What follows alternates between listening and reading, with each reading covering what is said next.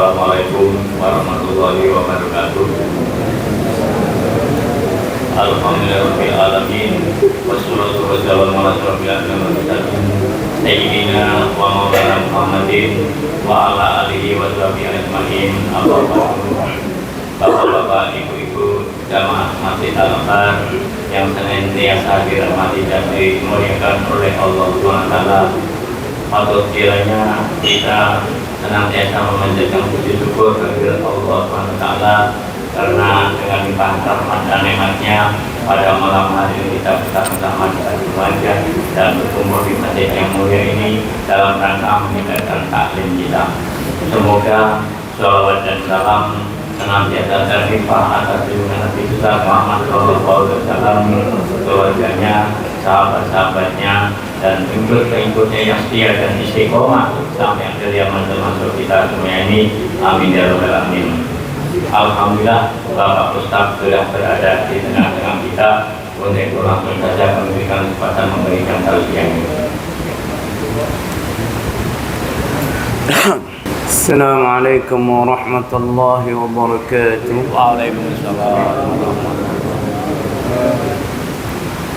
الفاتحة إلى أهل سيدنا رسول الله محمد بن عبد الله وعلي بن أبي طالب فاطمة الزهراء وسيدنا الحسن والحسين، ثم إلى أرواح سيدنا المحاج محمد بن عيسى الفقيه مقدم محمد بن علي بن علوي الشيخ أبو بكر بن سالم، ثم إلى مؤلف هذا الكتاب ولجميع المسلمين والمسلمات والمؤمنين والمؤمنات أن الله يغفر لهم يعلي درجاتهم الجنة يعيد علينا من بركاتهم وأسرارهم وعلومهم الدين والدنيا والآخرة، وإلى حضرة النبي المصطفى محمد صلى الله عليه وسلم. الفاتحة.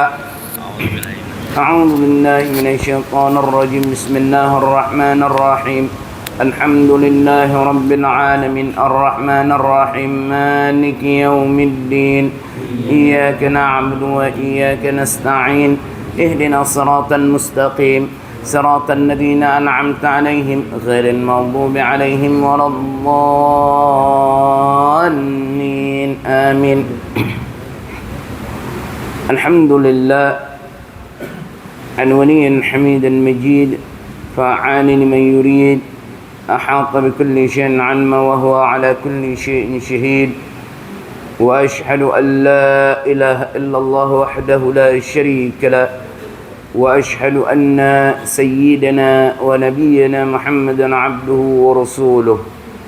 اللهم صل وسلم على سيدنا محمد وعلى آل سيدنا محمد.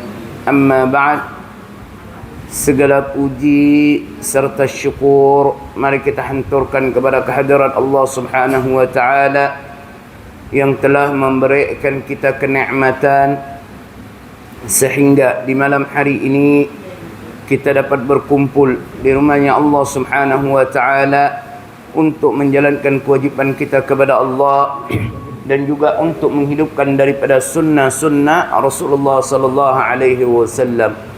Salawat serta salam tidak lupa kita hanturkan kepada junjungan kita, panutan kita, uswatun hasanah bagi kita, yaitu Nabi Muhammad sallallahu alaihi wasallam serta keluarganya, para sahabat-sahabatnya dan juga umat-umatnya hingga kelak di yaumul qiyamah. Kita akan kembali kepada kajian kita, yaitu kitab Safinah. Kita sudah membahas di awal daripada kitab Safinah. Kitab Safinah ini kitab fikih, tetapi di awal bab daripada kitab Safinah itu menjelaskan tentang tauhid, menjelaskan tentang akidah. Makanya di awal daripada bab kitab Safinah itu dijelaskan rukun Islam, rukun iman, lalu makna la ilaha illallah, makna daripada ihsan. Itu di awal daripada bab kitab Safinah. Sekarang kita masuk, ini benar-benar kitabnya.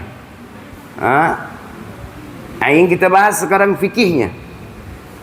Faslun alamatul bulugh salasun. Kita masuk kepada bab tanda-tanda daripada baligh itu ada 3. Jadi tanda seseorang itu dikatakan baligh, mau laki-laki ataupun wanita, itu ada 3. Yang pertama, tamamu 15 sanatan fi dzakari wal unsa. Yang mana sempurna umurnya 15 tahun, mau laki-laki ataupun wanita. Wal ihtilam fi dzakari wal unsa li 9 sinin. Dan mimpi basah, kalau kita katakan mimpi keluar mani, mimpi basah untuk laki-laki dan juga wanita, minimal umurnya 9 tahun. Yang ketiga, wal haid fil unsa li 9 sinin. Dan haid untuk wanita minimal umurnya adalah 9 tahun. Nah, ini kita akan jelaskan satu persatu. Kalau yang pertama ini, kalau dijelaskan langsung yang pertama nih, bingung. Umur 15 tahun pas untuk laki-laki dan wanita, baru dikatakan baligh. Ini sebenarnya ini tanda yang terakhir. Yang pertama dilihat dulu, untuk laki-laki itu bermimpi, wanita pun bisa juga seperti itu. Laki-laki itu bermimpi minimal umurnya 9 tahun. Apabila dia bermimpi umurnya 8 tahun setengah, mimpi basah, belum dikatakan baligh. Minimal harus 9 tahun. Umur 9 tahun mimpi basah, maka anak itu udah dikatakan baligh, mau dia laki-laki ataupun wanita. Untuk wanita nih, khusus untuk wanita haid, keluar darah haid, minimal umurnya adalah 9 tahun. Jadi apabila seorang wanita umurnya sebelum 9 tahun keluar darah, maka belum dikatakan baligh. Masih belum dikatakan baligh. Keluar darah kalau umurnya 9 tahun, darah haid maksudnya, baru wanita itu dikatakan baligh. Apalagi 10 tahun, apalagi 11 tahun, apalagi 12 tahun. Lalu masalahnya, kalau tidak ada tanda-tanda ini, tidak ada mimpi, tidak ada keluar darah haid untuk wanita, lalu bagaimana? Baru jatuh hukum ini, yaitu tamamu 15 sanatan. Dia harus sempurna umurnya 15 tahun. Ini adalah pakai tahun Hijriyah. Jadi 1 tahun Hijriyah itu lebih cepat dibandingkan 1 tahun masih. Karena kalau Hijriyah itu lebih banyak, yang mana 29 aja. Kalau Masehi 30 rata-rata. Bahkan ada 31. 28 ada, itu pun kadang-kadang, itu pun hanya di bulan Februari aja. Makanya 1 tahun Masehi itu lebih lama, lebih banyak harinya dibandingkan Hijriyah. Makanya kalau ada orang umurnya udah 15 tahun, sedangkan dia tidak ada tanda-tanda mimpi, tidak ada keluar haid untuk wanita, begitu 15 tahun, walaupun tidak ada tanda pas 15 tahun, esoknya lewat dari 15 tahun, besok sudah dikatakan baligh, wajib dia melaksanakan daripada perintah-perintah yang diwajibkan oleh Allah. Ini kita harus tahu, agar kita apa? Mengetahui juga anak-anak kita ini udah termasuk daripada anak yang baligh apa belum. Jangan kita anggap masih kecil terus. Iya, orang tua kadang begitu. Anak umur 10 tahun masih kecil, bisa jadi udah maka perlu ditanyakan. Perlu Pak, jangan nak sungkan. Ini orang tua nih kadang nak ditanyakan, tamat SD baru dikatakan baligh anak tu. Jangan. Akhirat itu apa? Kewajipan-kewajipan yang Allah perintahkan, orang tuanya membiarkan, anak tidak melaksanakan. Terutama solat subuh, kesian. Ini banyak orang tuh anggap anak itu masih kecil, anak itu belum baligh, padahal udah Maka kalau kita tahu tanda-tanda baligh ini, mimpi, keluar darah haid untuk wanita, Kalau udah tahu kita tanyakan kepada anak kita. Terutama udah 9 tahun tu. 9 tahun apa sampai ke atas. Mulai sering-sering kita bertanya. Ada mimpi basah nak? Kalau ada mimpi pas bangun basah kasih tahu ya. Tinggal kita lihat Pak basah. Tahu-tahu ngompol pula. Oh bukan nak, ini kau kencing. Kan lain aromanya tu kan. Aroma keluar mani sama kencing. Asing kencing tu. Kita anak apa? Kita harus kasih tahu anak kita. Nanti kita lihat, alamak. Ini udah balik dia ni. Kita beritahu kan. Sekarang apa yang Allah perintahkan, solat 5 waktu, puasa Ramadan, berlaku sama anak bapak ni, sama abang ni, sama adik ni, sama kakak ni. Kalau tak ada solat, dosa. Itu harus kita kasih pencerahan seperti itu kepada anak kita. Jangan kita diamkan sampai anak itu udah menjolor kadang, udah besar dah, baru nak kita perintahkan untuk menjalankan solat, baru kita nak beritahukan bahawa solat itu wajib. Salah. Bahkan dalam mendidik daripada anak itu jangan nunggu balik. Sebelum dia balik sudah kita didik dia, sudah kita biasakan dia dalam menjalankan perintah Allah. Misalkan solat subuh aja deh.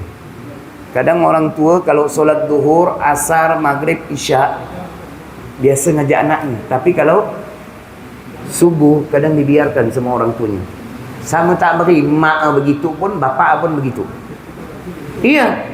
Ni kadang bapaknya udah bagus nih, ayahnya udah bagus, mau bangunkan anaknya untuk membiasakan ini anak untuk solat subuh. Emaknya pula nyeletuk, udahlah pak, sian dia, capek dia tu, entah lagi sekolah. Kalau dibangun nih, tak susah tidur lagi nih. Ya daripada kelahi kata laki ni, ni bisa panjang nih. Udahlah, jangan seperti itu. Kalau kita udah membiasakan anak kita dari sebelum balik untuk bangun solat subuh, nanti ketika dia balik gampang untuk mengerjakan daripada solat subuh. Kalau tidak kita biasakan, ketika dia balik tarik urat leher kita, untuk mengajak dia, menyuruh dia, memerintahkan dia mengerjakan daripada solat subuh. Biasakanlah. Yang mana bangunkan dia. Umur 7-8 tahun tu dah. Emang biasakan jalankan perintah Allah tu. Biasakan dulu. Kita gendong dia untuk bangunkan dia. Bawa ke kamar mandi. Kalau dia masih gitu, kita wudukkan dia, tak apa-apa. Ngelatih dia. Biar nanti pas solat, pas sujud, tahu-tahu tak bangun-bangun lagi. Kenapa? Tengkurap dia langsung tidur lanjut. Biar, tak apa-apa. Tapi kita sudah mendidik dia, membiasakan dia. Lama kelamaan dia terbiasa, Pak. Benar. Nanti kalau anak kita, kalau udah dari umur 7 tahun kita biasakan itu, umur 9 tahun, ya Allah Pak, dia pandai bangun seorang Pak. Tak perlu kita nganukkan. Saya mengalami, istilah saya merasakan sendiri. Kadang tuh anak saya yang bangunkan saya kalau saya agak telat sikit. Saya tuh kok subuh 3:30 udah bangun. 3:30 bangun. Ke kamar mandi. Mandi itu fardu ain bagi saya kalau sebelum subuh. Bukan sunnah, bukan mubahagi dah. Bagi saya suatu kewajiban dah. Tak sah kalau tak mandi tu. Biar segar kalau subuh itu. Dan secara kesehatan pun itu bagus. Itu kadang saya telat kalau kecapean tidur akhirat tu bangunnya telat. Jam 4 tu anak saya yang bangunkan. Bah. Itu dari anak saya 9 sampai 10 tahun dulu. Tetapi bukan ujub-ujub begitu. Ini nyaman ya orang nyeletuk. Iyalah anak ustaz. Enak ya dia bilang. Dipikir tak ada didikan kali. Dididik loh. Bukan ujub-ujub semua anak ustaz macam itu. Dididik. Anak siapapun kalau dididik akan menjadi seperti itu. Tak peduli dia anak siapapun. Biasa kan Mbak. Nanti akan terbiasa dia untuk bangun subuh. Dan juga kita biasakan mengerjakan daripada mereka untuk solat-solat yang lainnya, zuhur, asar, maghrib, isya. Bapak kalau udah macam gini, sebenarnya kalau mau nganukan gini, perintahkan terus. Itu 3 bulan, Mbak. 3 bulan tuh perintahkan terus tanpa henti. Ingatkan terus solat. Udah 3 bulan, nggak usah bapak perintahkan. Dengar azan dia berhenti, dia lagi main sekalipun. Kenapa? Kita udah membiasakan dia. Ketika mendengar perintah Allah, maka laksanakan. Kita perintahkan. 3 bulan berturut-turut seperti itu, tanpa kita suruh lagi, dia akan berhenti dari aktivitasnya, bermain dan hal-hal yang lainnya. Demi apa? Memenuhi panggilan Allah untuk solat fardu. Dia pun ngambil sarungnya, ngambil gamisnya, pergi ke masjid atau ke musalla, ambil wudu dan solat di masjid. Nah, kalau gini kan senang hati kita. Tapi kalau mau seperti itu anak kita, jangan diam tok, Pak. Ini kita ni tak sanggup, kepengen anak saleh tapi tak mau, susah. Mau anak tu cuk ujuk-ujuk jadi begitu. Bapak kalau ngelihat anak orang hafal Quran, Masya Allah ke masjid, bisa ini, bisa itu, orang tuanya Pak yang mendidik, bukan ujuk-ujuk begitu. Bapak kalau mau anaknya seperti itu, Bapak didik. Anak Bapak pun bisa seperti itu. Tapi kan kita tidak mendidiknya. Kita ni masak bodoh sebagai orang tua kadang. Apalagi Bapak ni. Yang mana itu urusan mak. Jangan seperti itu. Mak udah capek ngurus dapur, ngurus ini dan itu. Kita yang mana sebagai ayahnya juga, ini juga harus perhatian kepada anak kita. Kalau kita datang dari aktivitas kita, kita tanyakan, udah sholat apa belum? Ini enggak.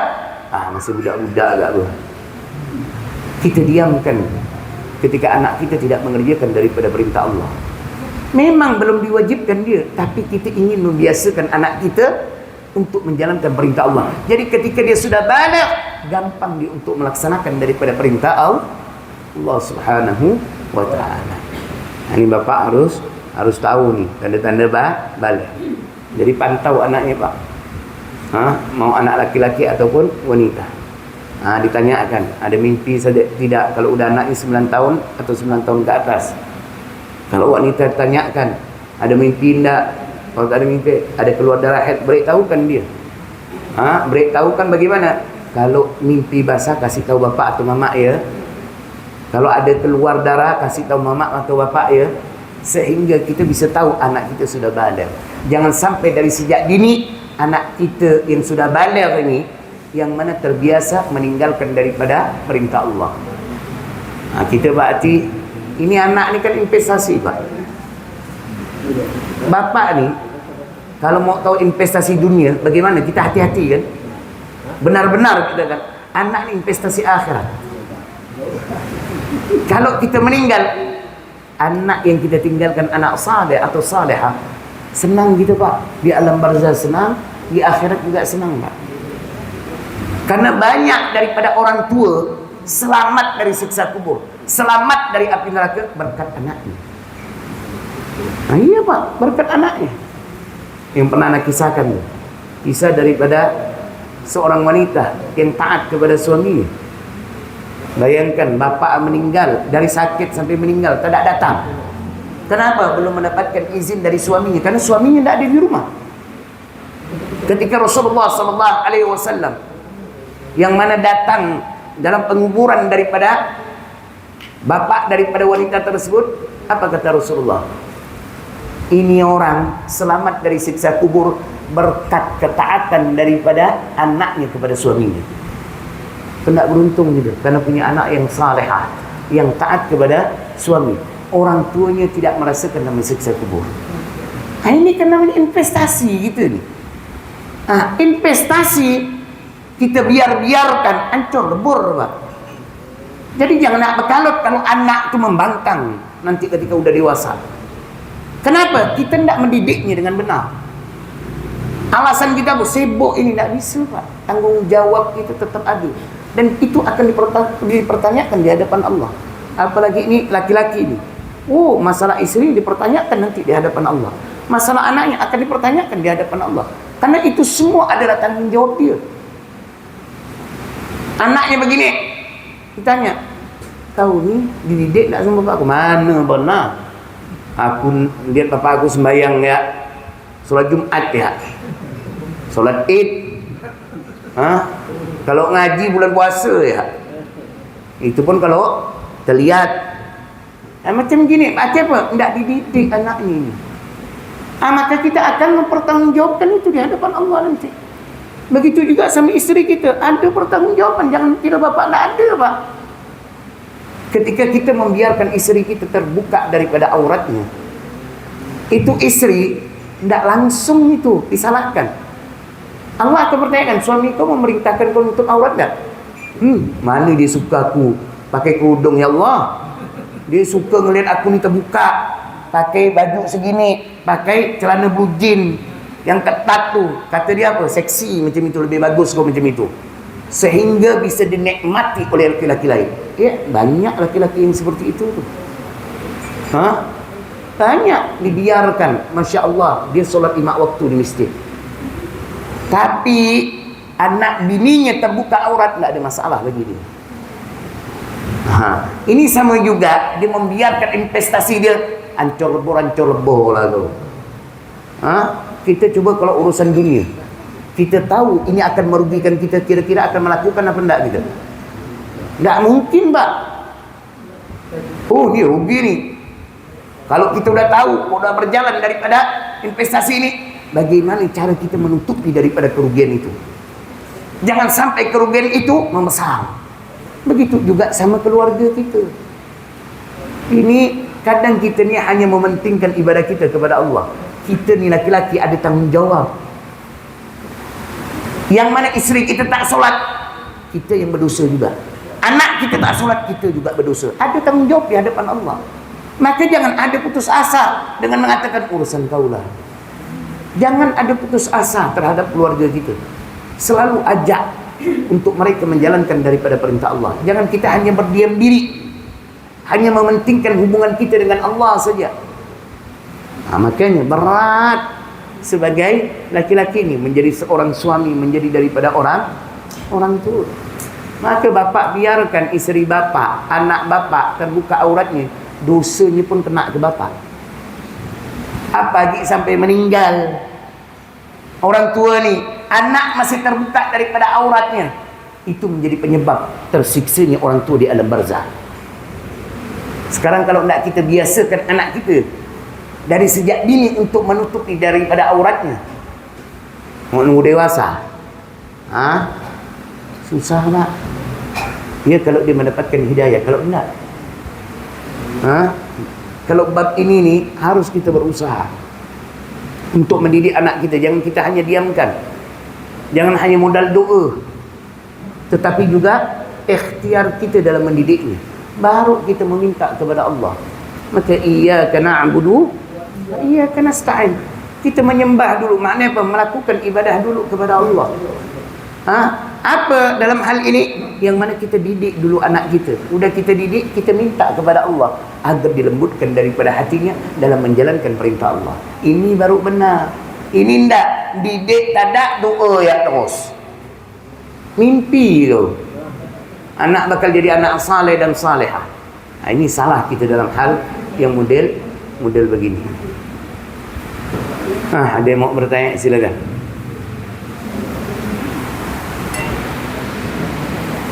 Mau yang kita bahas ataupun di luar, silakan.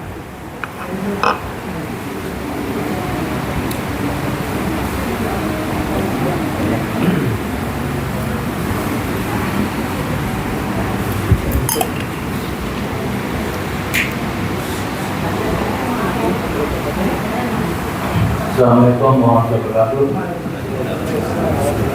Maksud mengenai aurat pertanyaan.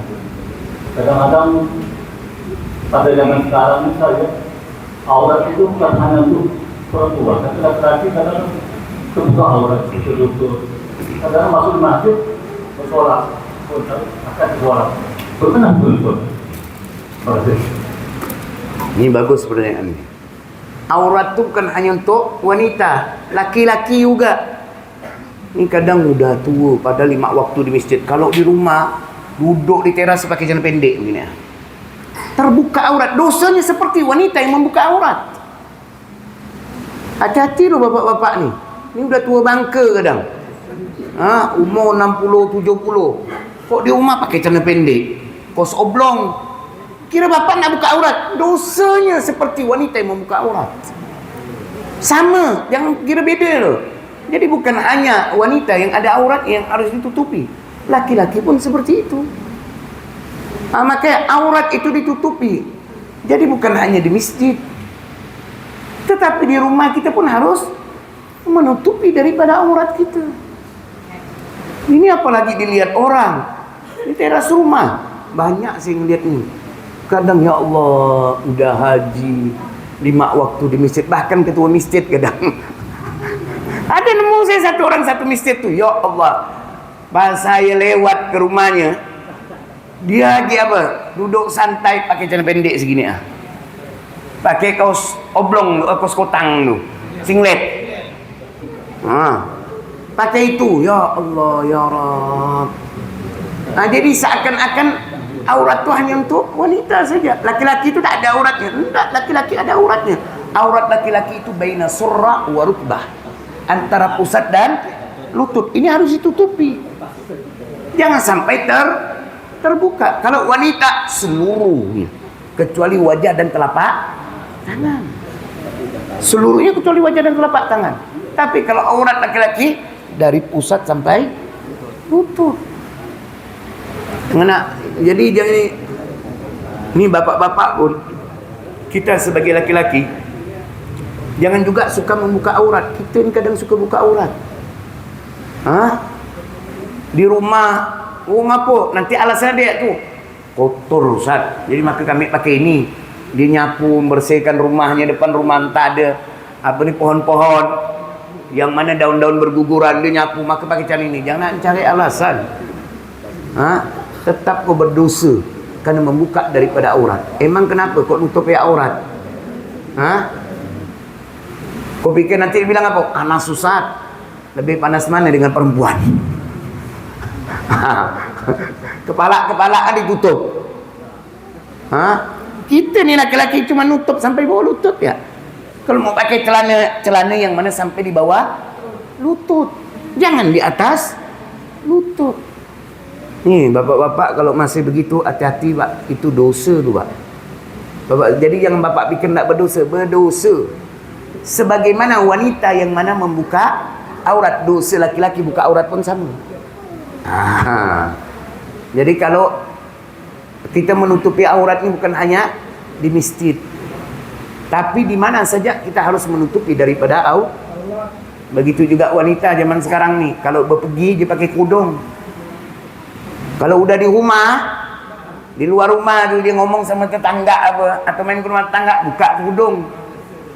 Kan banyak yang model begitu sekarang nih. Kalau udah nak pergi keluar berjalan, pakai kerudung dia. Tapi kalau udah sampai gangnya, kompleknya, yang mana dia duduk di luar rumahnya, kalau dalam rumah kok cuma ada mahramnya, tak ada masalah, terbuka daripada kerudung tu. Tapi kalau di luar rumah nih, di gang nih, main ke rumah tetangga, kadang ini wanita pun tidak menutupi daripada auratnya. Jangan juga seperti ini. Aurat itu ditutupi. Mau ketika kita berjalan atau berada di komplek kita, di gang kita, tutupi daripada aurat. Paham Mbak ya? Assalamualaikum warahmatullahi wabarakatuh. Waalaikumsalam. Tadi masalah aurat, masalah mendidik itu Pak, adalah edukasi kepada keluarga yang jadi tanggung jawab itu batasannya ada nggak Pak, atau terus menerus gitu Pak? Karena kan dari beritahu kan itu nanti lupa tidak lagi gitu Pak. Jadi kita pun tidak bisa jadi tarik ulur lah istilahnya, tidak bisa berkeras untuk mengingatkan, pakai itu di waktu lupa nanti Itu batasan Pak lepasnya kita sebagai orang tua tu ada tak lepas dah aku dah ingatkan dia gitu. Insyaallah. Kalau sebagai orang tua yang baik, jangan ada kata berhenti untuk mengingatkan daripada anak. Nanti kalau udah batas gini, udah aku lepas, urusan kau lah. Jangan ada sekarang. Ini investasi kita. Masa kita mau membiarkan anak kita terjerumus? Selalu ingatkan dia, selalu ajak dia untuk melakukan apa yang diperintahkan oleh Allah. Jangan ada kata bosan. Terus ingatkan. Jangan ada kata bosan. Cukuplah aku dah ngasih kau tahu kau ni. Dah, cukup aku ngasih. Jangan. Kalau orang tua yang baik, dia akan berbicara seperti itu. Dia terus mengingatkan anaknya, mengajak anaknya sambil dia meminta kepada Allah. Ini orang tua yang baik dan bijak. Jadi jangan ada putus asa. Terus saja berdoa. Karena apa? Doa orang tua kepada anaknya seperti doa para nabi kepada umatnya. Doa orang tua kepada anaknya seperti doa nabi kepada. Itu bisa bayangkan dahsyat tak berarti doa orang tua. Jadi jangan dianggap enteng. Tapi ingat, kita tetap mengingatkan anak kita. Jangan pula kita berhenti mengingatkan. Kita diamkan, cuma minta sama Allah. Yang mana tetap kita mengingatkan. Jadi amar ma'ruf terutama kepada keluarga. Nahi mungkar juga kita terapkan kepada keluarga. Bukan hanya di luar saja, tetapi terutama kepada lingkungan keluarga kita terlebih dahulu. Bagaimana kita mengajak kepada kebaikan, mencegah daripada kemungkaran. Ini kita terapkan di dalam lingkungan keluarga dulu. Jadi kalau anak kita masih gitu, ingatkan. Ingatkan terus. Aurat nak bila kau nak tutup aurat, nak terbuka aurat kau terus. Umur kita nak ada tahu nak. Bapak kepengin kalau masuk surga, anak bapak pun masuk surga. Kan sejuk ke hati anak tu kan? Ya Allah. Anak kan bisa menjadi penyebab hidayah. Allah berikan kepada anak kita sehingga dia menutupi daripada aurat itu. Tapi tetap didik daripada anak kita. Jangan berputus asa. Ada yang mau bertanya lagi? Assalamualaikum warahmatullahi wabarakatuh. Tentang balik tadi kan, makanya kita merasakan semua. Kita usia awal balik itu SD, SMP kan tentu mestinya kita sholat belum terjaga. Kita untuk menutup itu mas, jangan sholat itu wajib. Kita sudah SMP udah wajib otomatis ya. Lalu untuk menutupi yang bolong-bolong tadi gimana Pak? Menutupi tidak sholat kan? Waktu belum balik. Waktu udah balik kan kita kan?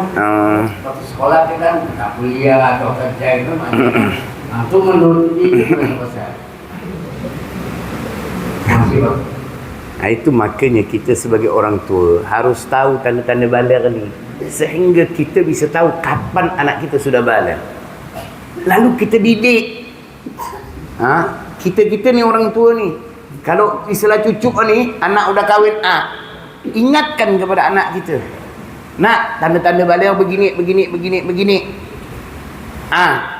Kau tahu, cari tahu anak kau tu dah balik belum. Jadi kau bisa tahu kapan dia balik. Karena ketika sudah balik, berlaku hukum kewajipan kepada dia. Apa yang diwajibkan oleh Allah, wajib dikerjakan. Kalau dia tinggalkan, dosa dia. Berbeza ketika dia waktu balik, sebelum balik. Dia meninggalkan kewajipan, tak ada dosa. Dia mengerjakan kewajipan, dapat pahala. Lalu misalkan, macam antum-antum ni, kita ni dah telanjur lah kata orang. Waktu kecil ipret, kata orang macam nak. Nakal luar biasa. Jadi kecil-kecil tu banyak tinggalkan solat. Bagaimana? Wajib qada. Wajib qada. Wajib qada. Berapa lama kita tak solat? Berapa kali Ramadan kita tak puasa? Budak-budak dulu kan gampang tak? Di luar dia makan minum, balik lemah dia.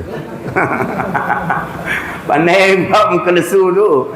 Padahal balik sekolah, dah bakwan 5 ST dah. Balik buat lesu dia. Orang tua kira dia puasa. Wajib qada yang seperti ini. Kenapa? Kita sudah balik ketika itu. Ketika sudah balik, apa yang diperintahkan oleh Allah tidak kita kerjakan, berdosa kita. Kalau itu wajib. Jadi harus kita qada setiap apa-apa yang diperintahkan oleh Allah yang tidak kita laksanakan. Seperti solat fardu, solat maktubah, seperti puasa Ramadan. Itu harus kita laksanakan. Harus kita qada. Di kantin sekolah yang mana makan bakwan 2, makan bakwan 5, bilang 2. Bayar nanti ganti tu. Ya Allah, waktu SMP degil aku ni. Makan bakwan 5 bilang 2. Pak, nanti itu dihisap kita, Pak.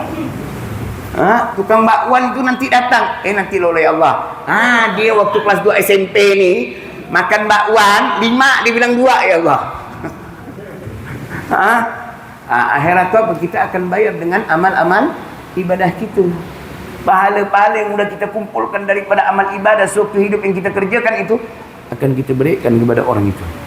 Maka mumpung belum masih di akhirat, masih di dunia, ingat-ingat waktu sekolah tu. Benar, ingat-ingat Pak. Waktu SMP aku ni sering ni. Macam gini ni, makan 1, makan 5 bilang 1. Utang tak bayar-bayar. Itu datang cari tahu, Pak. Jangan sampai enggak. Kalau kita sudah cari tahu, masih tak nemu orangnya tu. Boleh kita ni bersedekah jariah. Tujuan agar apa? Tetap kita bayar nanti di akhirat tu. Tapi sedekah jariah yang kita keluarkan inilah untuk kita membayar daripada utang kita nanti kelak di yaumul qiyamah. Makanya jangan digampang-gampangkan hal-hal yang seperti itu. Paham Pak ya? Masuk ya? Berapa menit? Okay, insya-Allah minggu depan kita lanjutkan lagi. Semoga apa yang kita kaji di malam hari ini kita mendapatkan ilmu yang barakah, ilmu yang bermanfaat, ilmu yang bisa menambah ketaatan kita kepada Allah, ilmu yang bisa menambah kesempurnaan amal ibadah kita, ilmu yang bisa menambah rasa takut dan juga cinta kita kepada Allah dan juga kepada Rasulullah sallallahu alaihi wasallam. Dan semoga perkumpulan kita di malam hari ini menjadi wasilah bagi kita, perantara bagi kita untuk mendapatkan syafaatnya Rasulullah sallallahu alaihi wasallam kelak di yaumul qiyamah.